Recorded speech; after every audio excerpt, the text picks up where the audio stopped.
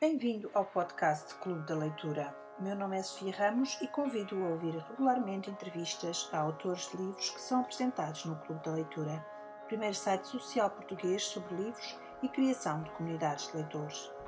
O nosso convidado de hoje é Francisco Salgueiro, que acabou de lançar o seu 7º livro, chamado O Fim da Inocência. Esta sua nova obra resultou de um contacto que Francisco estabeleceu com uma leitora e em conjunto decidiram escrever o Diário Secreto de uma Adolescente Portuguesa. Conversámos com Francisco sobre o seu estilo de escrita e a origem deste seu novo livro. O Fim da Inocência é o seu 7º livro, no espaço de 5 anos. Tem sido muito ativo na escrita. Consegue ter tempo para escrever? O que é que o leva a produzir tanto? Eu não escrevo por obrigação. Há muitos escritores que se obrigam diariamente a escreverem, exercitarem, e isso para mim não funciona. Eu acabo de escrever livros apenas quando tenho alguma história para contar. E, portanto, posso estar 6 meses sem escrever uma linha, mas é um período temporal em que estou a apanhar várias coisas que estão à minha volta. E só quando tenho, de facto, uma história estruturada na minha cabeça é que arranco. E, de facto, nestes últimos anos, pelos vistos, tem acontecido ter tido histórias, ou vir a ter histórias para escrever. E porquê é que começou a escrever? É obra do acaso? O que é que o levou a escrever? Porque eu percebi pelo seu currículo que vem de outras áreas, não é? Não, mais ou menos, não é? Comunicação empresarial, mas passar para escritor... Eu não lhe sei dar uma resposta muito exata. Eu venho de uma família de escritora, de uma tia minha que é Maria Teresa Horta, que é escritora, tenho um tio meu que é o Rui Horta, que é coreógrafo, portanto tem muito mais a ver com artes, exatamente a ver com parte empresarial, digamos assim.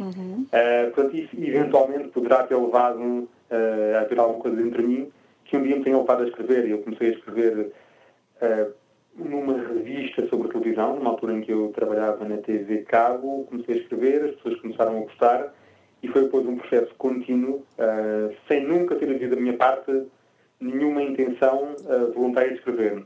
Porque acabei sempre sendo convidado para começar a escrever para a Notícias Magazine, para o Independente, para a Máxima, e em que há uma altura em que uma amiga minha me pergunta porque é que não escreves um livro. E de facto era algo que nunca tinha surgido na minha ideia de escrever. E assim foi a altura em que surgiu o Homens há Muitos. Portanto, todo este meu processo de escrita é um processo perfeitamente natural. Muito bem. Como é que caracteriza a sua escrita? Acha que descobriu uma abordagem pouco explorada em Portugal? Ou seja, dá a ideia que o seu estilo é um bocadinho específico, não é? O estilo de meu estilo de escrita é um estilo de escrita que nos países anglo-saxónicos é normal. Nós é que cá em Portugal vivemos muito com a mania que a escrita tem que ser algo de tal maneira intelectualizada e de tal maneira difícil de apreensão que isso é que nos torna intelectuais, aos escritores. E para mim a escrita não é senão uma forma de comunicar com as pessoas. Ora, se eu quando estou a falar com alguém tenho que perceber quem é o meu interlocutor e perceber com que códigos de linguagem que eu vou falar, o mesmo se passa com a escrita. Portanto, se eu vou comunicar com um determinado público-alvo, tenho que saber como é que vou comunicar. Portanto, eu não posso estar a escrever para um público de 20 ou 30 anos de idade e continuar a achar que estou nos anos 70 a escrever coisas muito profundas que ninguém vai entender.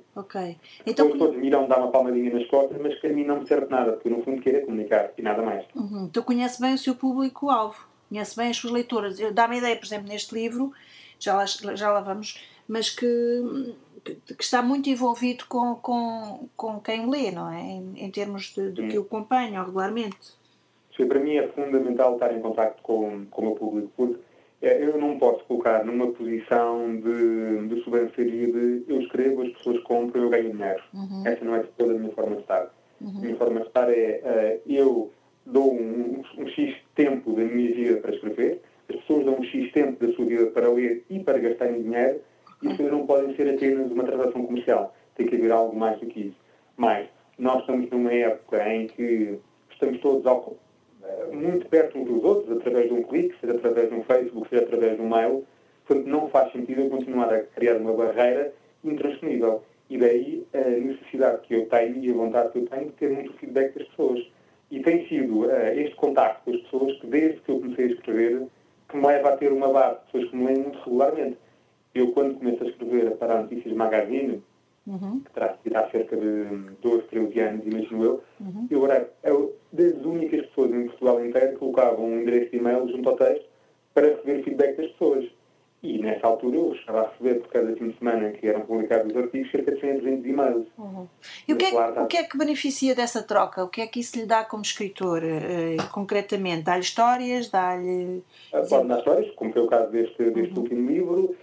Dá-me ter a percepção daquilo que é o meu público real e não daquilo que é o público que eu percepciono na minha cabeça. Porque uma coisa é aquilo que nós achamos que é e outra coisa é a realidade. E muitas vezes até posso estar a cometer um determinado erro, estar a ir por um determinado caminho que eu não estou a ver, mas que são as pessoas a alertarem. Porque aqui isso aconteceu muito nos 2, 3 primeiros livros, em que há uma altura que as pessoas começam a dizer não estará a escrever a mesma história de uma outra forma? E se calhar até estaria. E isso foi importante, eu ver isso, porque isso aí permitiu-me variar um bocadinho o caminho para onde estava aí. Um dos outros temas que aborda regularmente nos seus livros é o amor. O que é que o fascina nesta temática? Ou seja, acaba sempre um bocadinho por falar no amor, não é? Pelo menos nos livros anteriores. Nos primeiros livros falava muito sobre amor, porque de facto é uma temática mais universal. E infelizmente estamos num país muito pequeno, não só a nível global de pessoas, mas também a nível de pessoas que leem. E infelizmente nós não podemos ir muito para nicho de mercado cá em Portugal, que não existem. Portanto, eu tentei nos primeiros livros apanhar uma área que um grande número de pessoas pudesse gostar. E de facto, a maior parte das pessoas que leem em Portugal são mulheres, e de facto as mulheres têm uma predominância grande para gostarem de livros que tenham alguma coisa de romance. Então, um bocadinho por aí que eu nos primeiros livros fui. Muito bem. Para além disso, então, tem algum objetivo com os seus livros? Por exemplo, este último livro, O Fim da Inocência, deixa um aviso aos pais sobre as drogas e outras situações que os adolescentes enfrentam nos dias de hoje. Este tem um objetivo, não é? Vincadamente, acho eu, não sei. Que é que... E tem claramente um objetivo de servir de um alerta, claramente aos pais. Os primeiros livros para mim são livros puramente de entretenimento. Independentemente do rótulo que disseram ter, se é live, se não é live, não sei, para mim é entreter as pessoas estarem durante umas horas com uma história na cabeça delas que faça sair um bocadinho das suas vidas. Porque é, como eu dizia há bocadinho, algo muito anglo-saxónico, mas cá em Portugal nós achamos sempre que o entretenimento é uma coisa que não é boa, que não é bem vista, se calhar tem muito a ver com a nossa cultura judaico-cristã, da culpabilização. Se fazemos uma coisa que nos dá gosto, se calhar não podemos. Pronto, e os meus primeiros livros vão muito nesse seguimento que é para passar um bom pedaço de tempo com uma história boa. Este último livro já é mais uma história para chamar a atenção dos pais, sobretudo, de uma realidade que eu julgava que conhecia, porque eu de facto trabalhava muito com adolescentes na altura em que muitas daquelas coisas se passam, e depois venho a saber que não. E de facto achei que se eu não sei de muitas das coisas que se passam, então acredito que os pais não saibam da maior parte dessas coisas. Eu fiquei um bocadinho chocada, entre aspas, não é? Com um bocadinho a crueldade da escrita e a violência de alguns episódios que retrata neste livro. Isto é mesmo para alertar para esta realidade? O Francisco também se sentiu um bocadinho chocado com isto? Como é que chegamos aqui? Sofia, eu não me choco muito facilmente com as coisas que me acontecem. Eu olho para as coisas e as coisas são um bocadinho aquilo que são. Sim. E nós temos que lidar com elas da forma como elas são, tentar dar a melhor volta possível a elas. Mas a linguagem que está no livro não foi de maneira nenhuma a representação do meu choque projetada no livro. Não. A linguagem crua do livro é a linguagem e a forma como eles os adolescentes do livro, e muitos adolescentes com quem eu convivi durante o livro, que falam e se comportam. Portanto, não faria nenhuma espécie de sentido estar a escrever um livro em que depois eu feminizasse muito a linguagem e as ações. Porque às tantas, depois estou eu a querer alertar, mas então a mensagem também não passa. Se calhar então estou eu próprio a filtrar. Portanto, isto tem que ser o mais real possível, o mais aproximado daquilo que eu vi acontecer à minha frente. Eu fiquei com a questão, que adolescente é esta? Será mesmo uma típica adolescente portuguesa ou pertence a um universo muito particular? Vamos agora, depois de ler o seu livro, assumir que aos 14 anos as adolescentes portuguesas perdem normalmente a virgindade, são lésbicas e tomam coca. Não é assim um bocadinho... Não é assustador, mas... Eu não sei de facto em termos de porcentagens, não há nenhum censo feito em relação a isso. A única coisa que eu posso dizer é, às pessoas vão à noite, por exemplo, a Santos, ou vão à noite ao Bairro Alto, ou vão à noite à porta de várias discotecas ali na zona de 24 de julho e vejam a quantidade de miúdos e miúdas que não devem ter mais do que 14, no limite 15 anos, com bilhetes de identidade falsos, vestidos como se tivessem 18 ou 19 anos, muitos caídos no chão em comas alcoólicos. Isto é o único termo de comparação que eu posso dizer às pessoas que me dizem, se calhar isto não é toda a gente. Sim. Eu também digo, se calhar não é toda a gente, como é óbvio, obviamente que há miúdos fantásticos. Só para terminar, há miúdos fantásticos, há pais fantásticos, mas isto é uma realidade que acontece. E nós temos que ter atenção que, mesmo havendo pais que têm atenção à vida dos filhos, os filhos vão estar com pessoas que têm vidas semelhantes a estas. E, portanto, é importante os pais também darem armas aos filhos para que eles possam lidar melhor se forem confrontados com situações destas. Então, mas admite que é um universo, uma elite, não sei. Não lhe chamarei elite, chamarei que é um número, enfim, algo significativo de pessoas, pela quantidade de milhares de miúdos que eu vejo à noite serem pelo menos em Lisboa. Em relação ao resto do país, não conheço a realidade, mas neste livro eu tenho recebido muito feedback de adolescentes.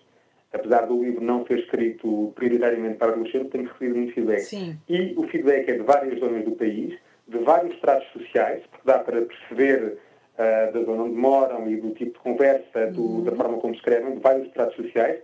E é muito raro o e-mail que eu recebo que não me diz: eu conheço várias pessoas parecidas com a Inês, ou eu tenho vários amigos como a Inês.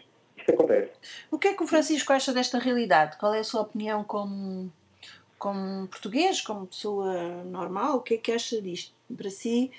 Para mim, o que acontece é que neste momento, hoje em dia, há demasiada oferta e pouca orientação. Eu não quero cair naquele velho clichê de as gerações dizerem sempre que a geração que está abaixo é sempre uma desgraça e que isto vai ser o fim do mundo. Já diziam isso da minha, provavelmente da sua também, e as coisas continuam, e cá estamos todos. Sim. Portanto, o mundo não vai acabar, de maneira nenhuma. Agora, obviamente que há perigos e, de facto, cada pessoa é uma pessoa e se cada pessoa acontecer uma chatice como aconteceu na vida da Inês, é chato para ela, para a família, é complicado. E, portanto, nós temos que ter em atenção que há muitas ofertas hoje em dia, há uma oferta enorme a nível de drogas, coisa que não havia na minha geração, há uma oferta enorme de bebidas, de sítios para as pessoas beberem, que podem beber com menores de idade e, sobretudo, neste momento, nós estamos todos à distância de um clique uns dos outros. Ou seja, o grupo de pressão aumentou exponencialmente. Grupo de pressão, o que é que quer dizer com isso?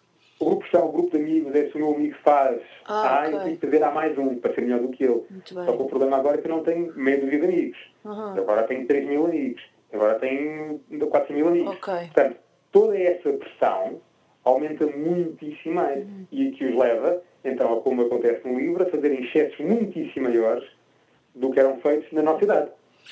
E os pais, e já tive algumas pessoas que me dizem: está bem, mas olha, mas eu também no nosso tempo, no meu tempo de adolescente, bebia, comia umas ganzas, pronto, um como alcoólico ao outro, mas hoje é muito mais do que isso. As coisas são, como eu lhe digo, há muito mais oferta. Hoje em dia, um miúdo na mesma noite pode apanhar a bebedeira, fumar a coca e a seguir ter sexo desprotegido. E tudo isto pode acontecer facilmente. Há 20 anos isto não acontecia facilmente. Muito bem, mas eu